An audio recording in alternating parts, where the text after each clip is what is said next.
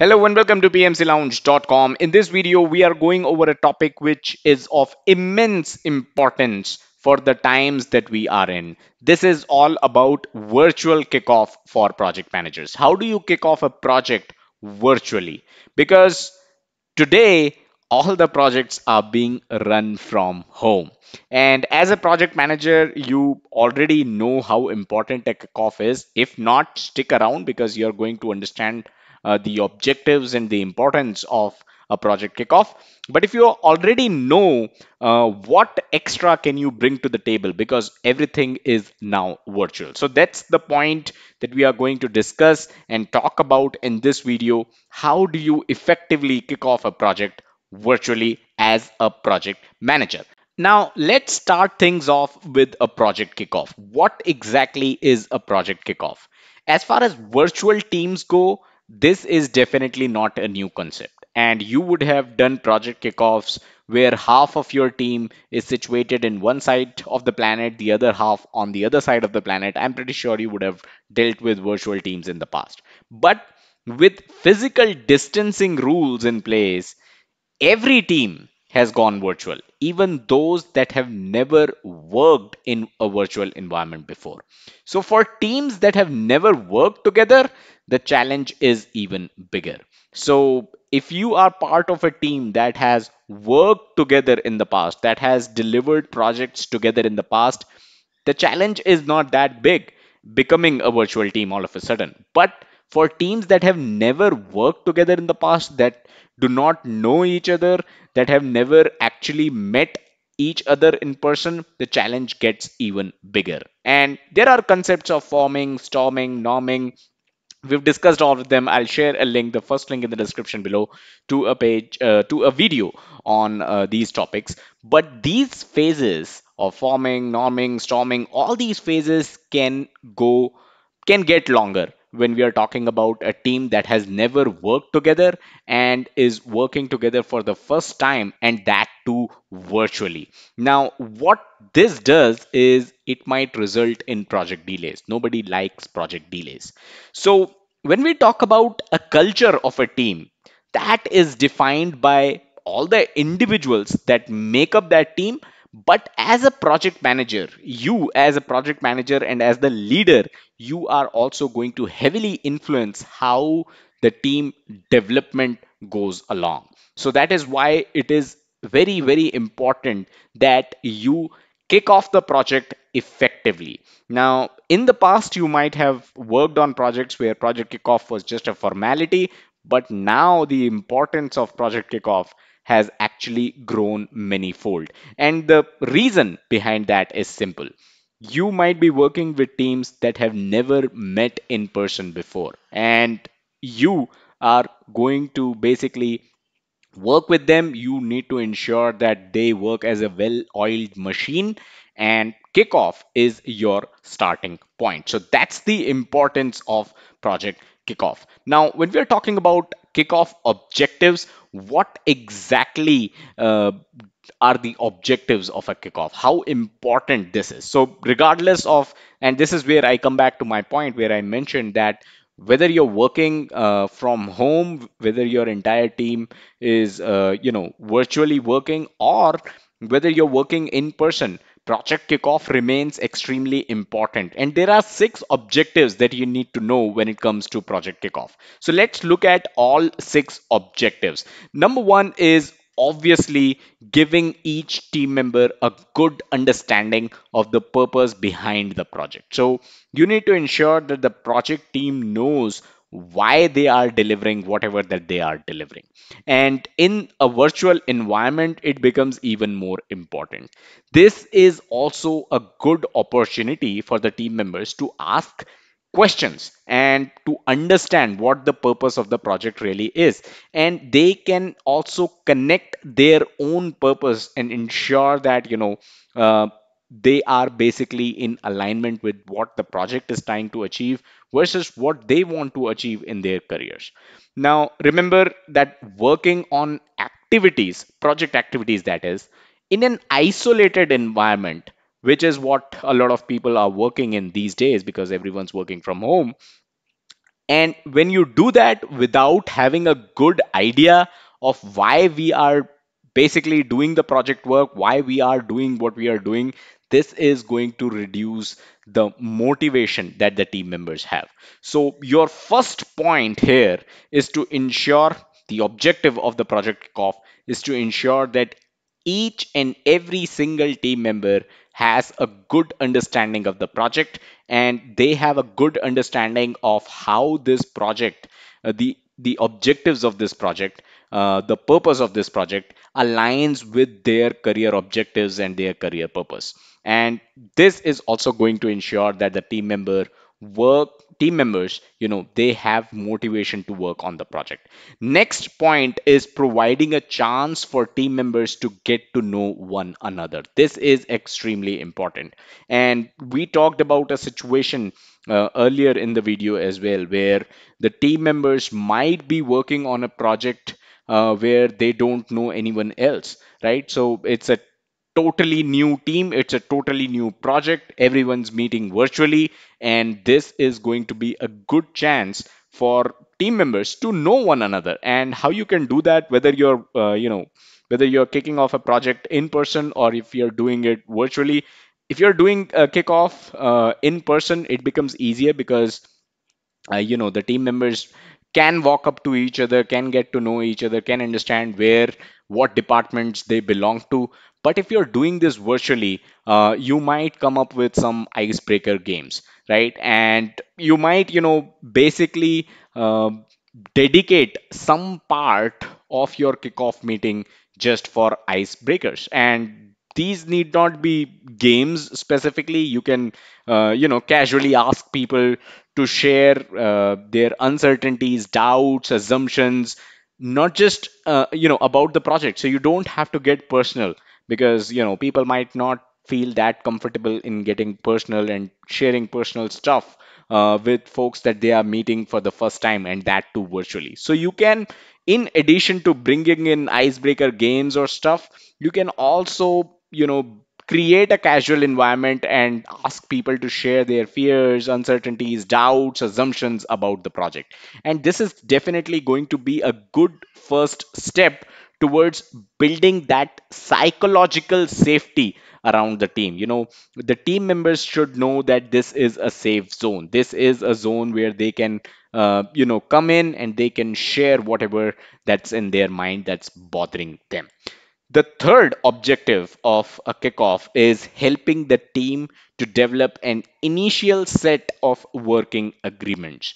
And when we are working remote, this is obviously going to amplify misunderstandings and ambiguity and missed perceptions.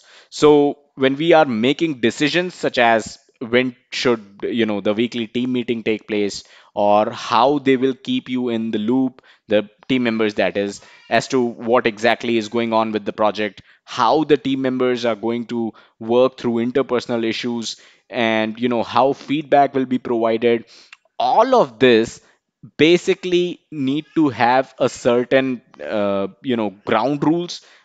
Self-defined guardrails need to be created to guide the team members to do so. So you don't have to do all of this in the first kickoff meeting itself, but it is a good opportunity to develop an initial set of working agreements. You can say that, hey, what I believe is Monday morning might be a good time to do weekly team meetings. Somebody might come in and say, actually, Friday post lunch is a good time to do weekly team meetings, because we can go over whatever that we have done in the entire week and plan for what we are going to do in the next week. So stuff like these, initial set of working agreements can be decided upon in your kickoff meeting. Now, like I said, when the team members are working virtually, when everyone's working remote, it becomes even more important to have some set of working agreements,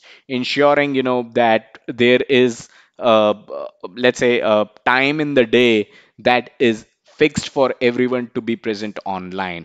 No matter, when people are working from home, they get distracted with stuff. But let's say you come up with a part of the day 3 hours, 4 hours, when everyone has to be there no matter whatever commitments they might have because they are working remotely.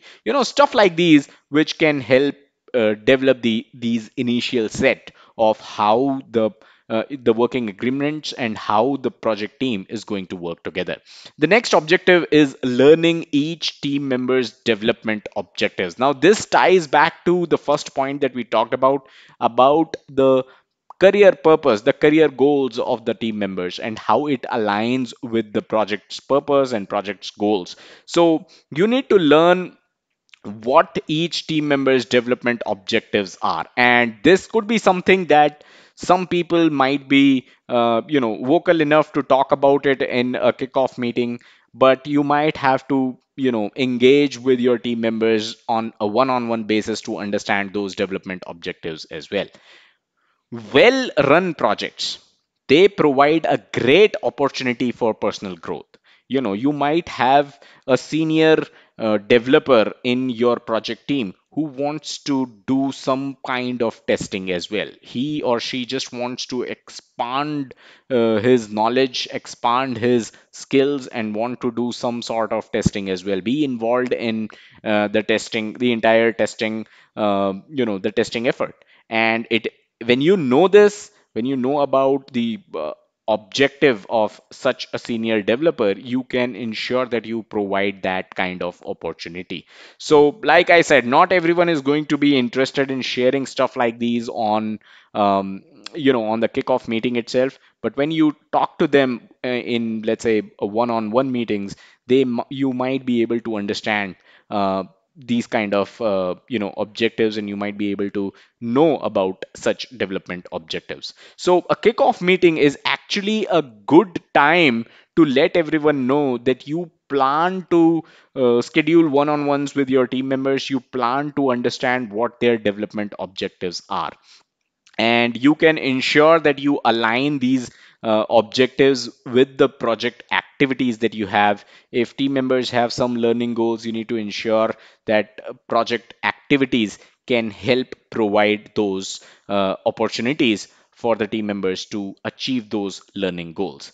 The next objective of a kickoff is modeling behaviors you expect other team members to practice. Now, what this means is basically focusing more intently on what is being said than you might have with an in-person meeting.